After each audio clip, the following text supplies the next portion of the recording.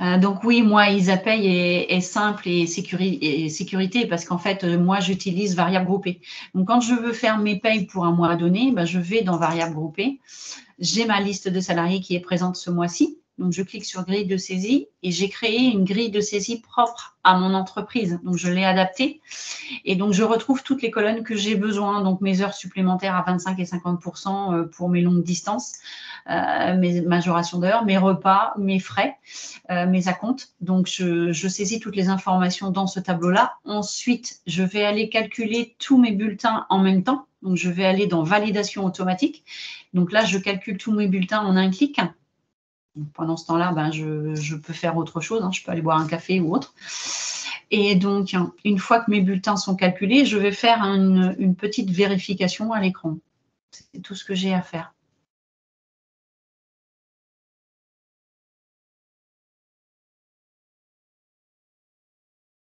Voilà, donc là, il me dit que tous mes bulletins ont été calculés.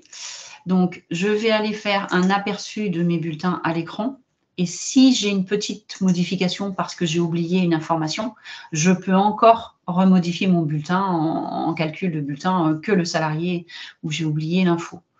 Donc, je vérifie mes bulletins à l'écran. Voilà, donc là, ensuite, ben, j'imprime mes bulletins et puis pour les transmettre à mes salariés. Donc, une fois que j'ai fini mes bulletins, si je veux aller jusqu'à ma DSN, ben, je vais éditer mon récap des cotisations. Donc, je vais dans mes éditions.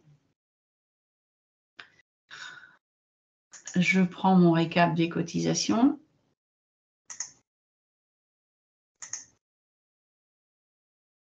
Donc, je vais faire un aperçu. Donc, ça me permet d'avoir le montant total de mes charges que je vais avoir au niveau URSSAF, de ce que je dois trouver quand je vais calculer ma DSN, donc au niveau URSSAF, au niveau de ma caisse de retraite, au niveau de mes caisses de prévoyance. Donc, comme ça, je connais le montant que je dois trouver. Donc, ensuite, quand je vais calculer ma DSN, donc je vais dans déclaration mensuelle. Donc là, de ma déclaration. Je calcule ma DSN. Donc, je fais calculer ma DSN. Ensuite, je fais envoyer éditer et je vais faire un aperçu. Donc, je vais faire un aperçu de ma DSN. Et je vais vérifier mon bordereau de cotisation, voir si je retrouve la même chose.